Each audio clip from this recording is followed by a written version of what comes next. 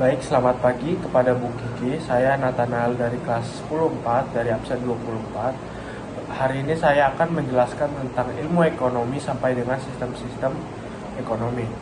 Yang pertama ada ilmu ekonomi. Ilmu ekonomi adalah ilmu sosial yang mempelajari perilaku manusia dalam memilih dan menciptakan kemakmuran. Fokus utamanya adalah bagaimana sumber daya yang terbatas digunakan untuk memenuhi kebutuhan manusia yang tidak terbatas.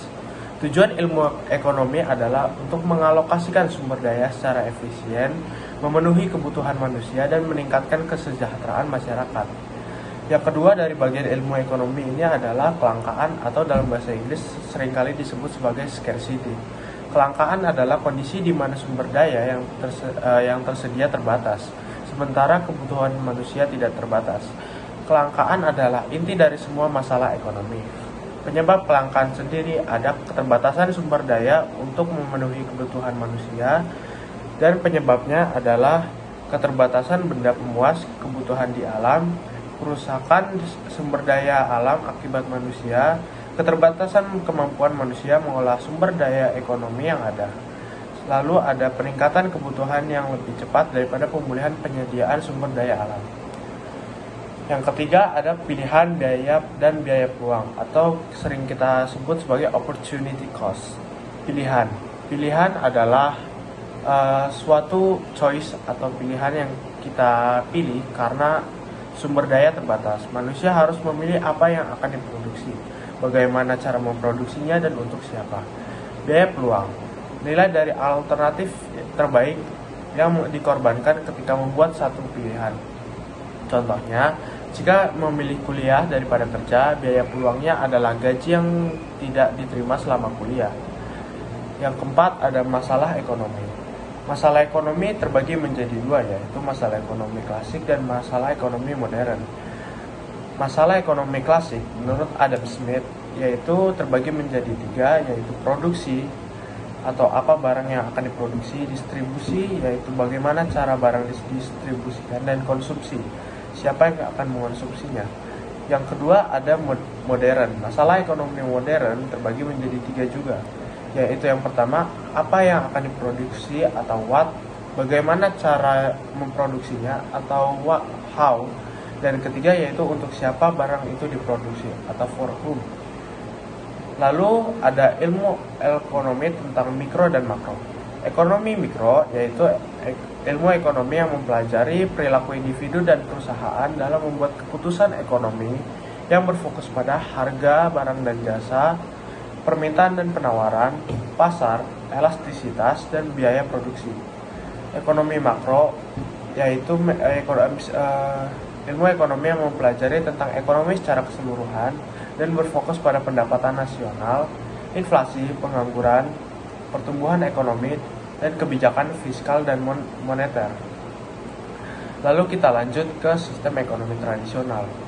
Apa itu sistem ekonomi tradisional? Sistem ekonomi tradisional adalah sistem ekonomi di mana kegiatan produksi, distribusi, dan konsumsi masih sangat bergantung kepada kebiasaan adat istiadat dan warisan nenek moyang.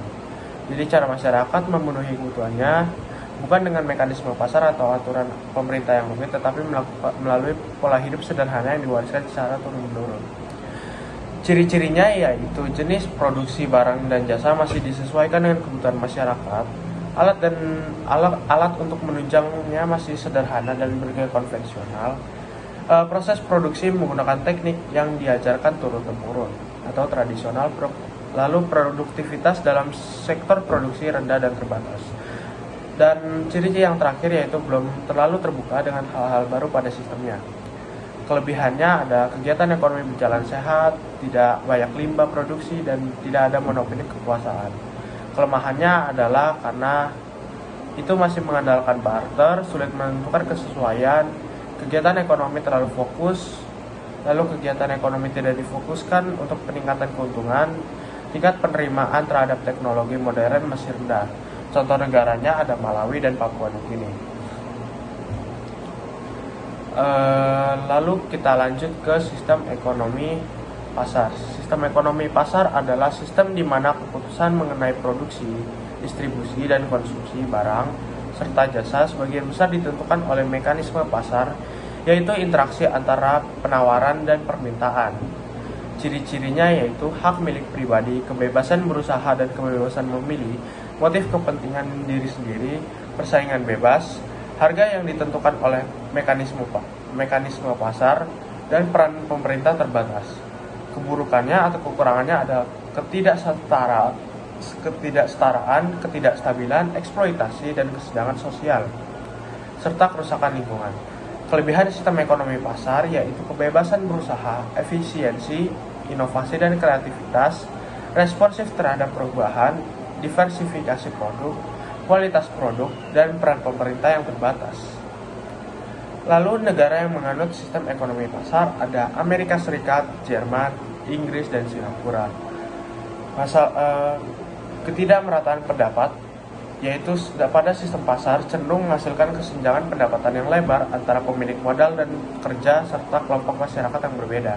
Ketidakstabilan ekonomi, perubahan harga dan permintaan, serta spekulasi berlebihan dan dapat ketidakstabilan ekonomi dan krisis atau disebut juga kelangkaan. Lalu kita lanjut ke sistem ekonomi komando. Sistem ekonomi komando adalah sistem ekonomi yang disebut juga sebagai sistem ekonomi terencana. Pemerintah pusat memiliki dan mengontrol sepenuhnya alat-alat produksi, mulai dari apa yang diproduksi, berapa jumlahnya, hingga bagaimana alokasinya. Ciri-cirinya yaitu pemerintah menguasai alat produksi, perencanaan terpusat, penentuan harga dan upah oleh pemerintah, tidak adanya hak milik pribadi yang signifikan. Dampak positifnya yaitu pemerintah mudah melakukan pengawasan, pemerintah dapat mengendalikan permasalahan ekonomi, aktivitas ekonomi mudah dikontrol, dan negatifnya ada hak individu tidak diakui, pertumbuhan ekonomi lambat, serta sistem pasar tergantung kualitas pemerintah. Contoh negaranya ada Korea Utara, Jerman Timur, Kuba, Vietnam, Uni Soviet, Cina, dan Ethiopia. Lalu lanjut ke sistem ekonomi campuran. Sistem ekonomi campuran adalah sistem yang menggabungkan kebebasan masyarakat dan swasta dalam berusaha dengan peran pemerintah yang mengatur dan melindungi. Tujuannya supaya ekonomi bisa berkembang lewat inovasi tapi tetap adil dan tidak merugikan rakyat. 3 peran dalam sistem ekonomi campuran yaitu ada pemerintah, sektor swasta, dan masyarakat. Dengan ciri-ciri masyarakat diberi kebebasan, persaingan pasar yang lebih sehat, persentase yang adil antara pemerintah dan masyarakat. Pemerintah sebagai pemangku kebijakan dan adanya kepemilikan campuran. Lalu masyarakat diberi kebebasan, persentase yang adil antara pemerintah dan masyarakat, persaingan pasar yang lebih sehat, pemerintah sebagai pemangku kebijakan, adanya kepemilikan campuran.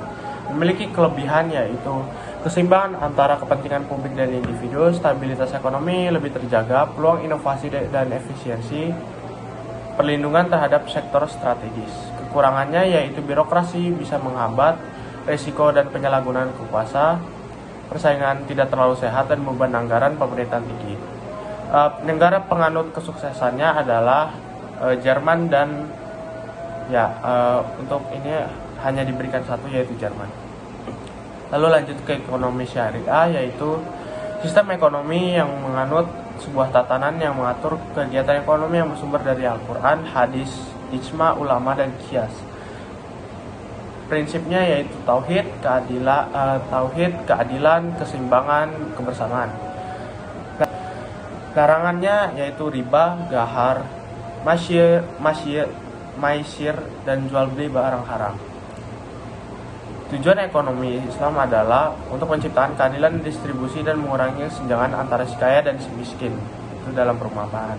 Contoh penerapannya yaitu bank syariah dan baitul mal, serta asuransi syariah, sukuk, bisnis halal. Perbandingan ekonomi Islam dan konvensional pada praktik bisnis. Kalau Islam itu harus halal dan tidak dari riba yang diharamkan, pakai akad sesuai syariah, dan berpijak pada Al-Quran dan hadis. Perbandingannya yaitu konvensional. Negara yang menganut sistem ekonomi syariah adalah Malaysia, Arab Saudi, Mesir, Indonesia, dan Bangladesh. Manfaatnya itu untuk keadilan ekonomi, kemakmuran spiritual, kestabilan finansial. Lalu lanjut ke ekonomi Pancasila yaitu masalah ekonomi yang memiliki fondasi melalui nilai Pancasila, keadilan sosial, gotong royong, dan keberlanjutan, menyatukan efisiensi pasar, kehadiran negara, dan moralitas sosial, yang memiliki pilar, yaitu pendidikan dan SDM unggul, inovasi dan teknologi untuk rakyat, moral dan keadilan sosial, serta kerjasama kapital, pemerintah dan hukum. Ciri-ciri ekonomi Pancasila yaitu roda perekonomian digerakkan oleh rangsangan ekonomi, kehendak kuat dari seluruh masyarakat ke arah kemerataan sosial, dan prioritas kebijakan ekonomi adalah penciptaan perekonomian nasional yang tangguh, yang berarti nasionalisme menjiwai tiap kebijakan ekonomi. Kelebihannya yaitu berlandaskan nilai-nilai luhur, menjunjung tinggi keadilan sosial, menghindari monopoli, perpaduan antara sektor publik dan swasta, mendorong koperasi sebagai saka guru perekonomian, membuka kesempatan berusaha seluas-luasnya, pemerataan hasil pembangunan. Kekurangan sistemnya yaitu kurang spesifik, rentan disalahartikan, kinerja BUMN kurang efisien, dan koperasi belum berkembang optimal, ketergantungan pada peran negara yang besar, kurangnya inovasi dan daya asing. Sekian penjelasan dari saya. Mohon maaf jika penjelasan dari saya terlalu cepat atau ada yang kurang. Contohnya seperti solusi untuk mengatasi kekurangannya, karena saya dibatasi waktu juga karena maksimal 10 menit. Sekian, terima kasih dari saya.